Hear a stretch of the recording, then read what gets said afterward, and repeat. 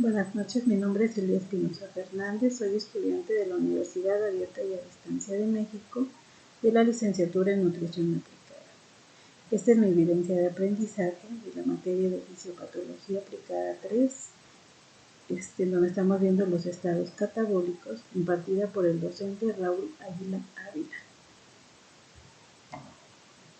En el paciente con estados de estrés agudos pueden surgir alteraciones metabólicas que impliquen al metabolismo de carbohidratos, lípidos y de manera especial al de proteínas.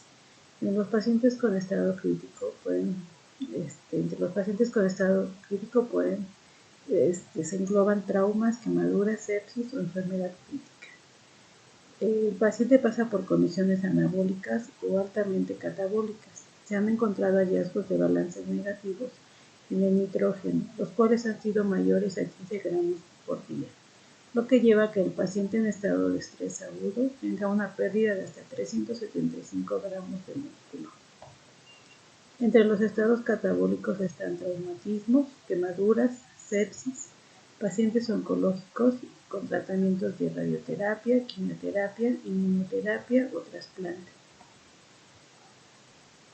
Los traumatismos se les denomina a estos a un conjunto de lesiones internas o externas como consecuencia de violencias externas al organismo. Pueden ir de lesiones únicas, no complicadas, a lesiones múltiples llamadas politraumatismos. La clasificación de estos están entre traumatismos en tejidos blandos, dentales, en las extremidades craneales, faciales, en la columna vertebral, tórax, abdominal abierto. Entre los órganos que se implican en los traumatismos están los músculos, ligamentos, tendones, superficies de articulaciones, estructuras cutáneas, fracturas de mandíbulas, dientes o labios, y también se incluyen los esguinces, fracturas, luxaciones o los traumatismos ocasionados en costillas, pulmones, vasos sanguíneos, corazón, entre muchos otros. La alimentación en los traumatismos es indispensable. Establecer en esto de evaluación nutricional, para lo que primero se debe conocer el perfil inicial del estado nutricio. Dentro de las finalidades del tratamiento nutricio está el aporte de las necesidades nutricias y alimentarias, buscar la estabilidad hemodinámica, el equilibrio ácido-base y respiratorio, proporcionar alimentación nutricional en caso necesario, aportar apoyo nutricional en caso necesario para cubrir los requerimientos calóricos del paciente. La distribución calórica recomendada para este tipo de pacientes está entre 35 a 40 kilocalorías por kilogramo de peso al día, de 1.5 a 2 gramos de proteína por kilogramo de peso, del 50 al 60% de carbohidratos sobre el gasto energético total, del 40 al 50% en grasas, el aporte de vitaminas hidrosolubles, minerales y oligoelementos para ayudar al restablecimiento del paciente. En los pacientes que requieren nutrición enteral es recomendable utilizar una dieta que puede ser con una base de yogur, azúcar y huevo, o el consumo de suplemento nutricional Nutrial. En los pacientes con sepsis se le conoce sepsis a la respuesta extrema y abrumadora del cuerpo a una infección, siendo esta una emergencia médica que puede ser mortal si no hay un tratamiento rápido, implicando daños a tejidos y falla orgánica.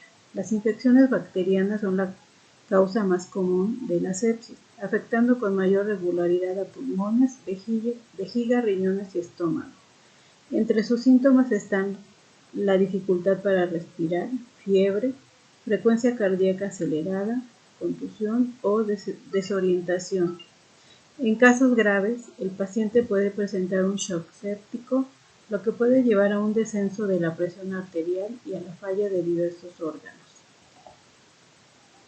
La alimentación para la sepsis, el soporte nutricional es indispensable en la recuperación del paciente con sepsis, ya que ésta lleva al paciente a una disminución de la ingesta de alimentos o a una ingesta inadecuada. Esto lleva a un mal aprovechamiento y metabolización de los alimentos, causado por un hipermetabolismo o hipercatabolismo, por lo que el soporte nutricional se basa en estos en ellos teniendo como objetivos evitar la desnutrición y sus consecuencias en las funciones de órganos y sistemas, proveer los nutrientes adecuados para contrarrestar las alteraciones metabólicas, prevenir las complicaciones secundarias, como son la falla multiorgánica y la sobreinfección.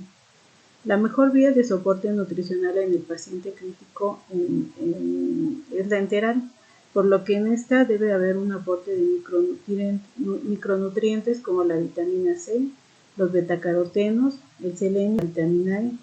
El aporte calórico debe estar entre 25 y 30 kilocalorías por kilogramo de peso. El aporte de proteínas de 1,3 a 2,0 gramos por kilogramo día. El aporte de lípidos un mínimo de 1 gramo por kilogramo día. El aporte de electrolitos como el fósforo, el magnesio y el potasio.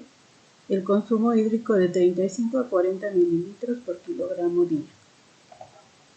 Quemaduras. Se les denomina quemaduras a aquellas lesiones en la piel y otros tejidos, las cuales han sido provocadas por contacto térmico, eléctrico, químico o radioactivo. El calor que éstas provocan en el cuerpo llevan a la desnaturalización de proteínas y con ello a la necrosis coagulativa. Los daños causados a la barrera epidérmica pueden permitir invasión bacteriana, alteración de la termorregulación o pérdida externa de líquido. Las quemaduras se clasifican en quemaduras de primer grado, afectando solo la epidermis, quemaduras de segundo grado, afectando a la dermis y se dividen en superficiales y profundas. Las complicaciones que pueden surgir de estas son la rotura de la piel, pérdida de líquido, escaras, contracturas, retracciones y cicatrices. La alimentación y nutrición en las quemaduras. El paciente con quemaduras va a depender si esta es de primer o segundo grado, y su finalidad de la nutrición es satisfacer las necesidades nutricionales, minimizar las respuestas metabólicas, ayudar a la oxigenación de los tejidos, evitar úlceras de Curling, impedir hipoproteinemia y shock, evitar hemoconcentración, además de trombosis intravenosa. Espontánea, mantener un adecuado volumen intravascular. La fórmula de Curreri es útil para obtener el gasto energético. En ella, el 60% debe ser de hidratos de carbono, 20% de proteínas y lípidos, por lo que las características de las dietas deben de ser el aporte de una dieta blanda, evitar el consumo de cítricos, evitar el consumo de alimentos antiflatulentos, el aporte de fibra modificada y además el aporte de abundante en líquidos. La suplementación debe de incluir hierro, zinc y vitamina C. Los pacientes con quemaduras mayores pueden requerir soporte nutricional, ya sea enteral o parenteral, de acuerdo a su diagnóstico. Pacientes oncológicos con tratamiento de quimioterapia, radioterapia, inmunoterapia o trasplante. Se le denomina cáncer a un grupo de enfermedades que pueden desarrollarse en cualquier parte del cuerpo. Estas tienen como característica definitoria la multiplicación veloz de células anormales. Existen muchos tipos de cáncer, los cuales pueden presentar similitudes entre sí, pero también pueden ser muy diferentes en la forma que se propagan, desarrollan y responden al tratamiento. Los tipos de cáncer se clasifican en sarcomas, carcinomas, leucemias y linfomas. Entre las causas de cáncer pueden estar los cambios en la genética de las células, los estilos de vida, los genes o la exposición a agentes cancerígenos. Existen dos tipos de pacientes oncológicos. Los oncológicos, en los que solo se invade un órgano, pueden presentar anemia en un 40% o se presenta anemia en un 40% de los pacientes, y los oncohematológicos. Hay una invasión en la médula ósea o tejido linfático, presencia de anemia, leucopenia, plaquetopenia, además de neutropenia febril, adinamia y astenia. La dieta en el paciente oncológico debe ser baja en glucosa, debe ser una dieta alcalina, rica en fitoquímicos y nutrientes. además de que debe contener fibra dietética. Esto permitirá ayudar a combatir la enfermedad tumoral. El 40 al 50% de los pacientes sufren algún tipo de desnutrición energético-proteica, acompañada de la caquexia, aumentando con ello los requerimientos nutricionales que necesita el paciente. Entre las principales complicaciones nutricionales podemos mencionar la malabsorción de nutrientes, desnutrición y anemia, anorexia, cambios en la percepción del sabor, alteraciones en los metabolismos de macronutrientes.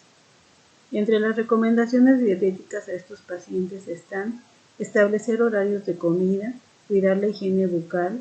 En la preparación de alimentos se pueden utilizar hierbas aromáticas, especias que permiten mejorar el sabor de los alimentos, evitar el consumo de carnes rojas, y a ellos les es más agradable los sabores dulces y suaves, pues ya que son mejor tolerados.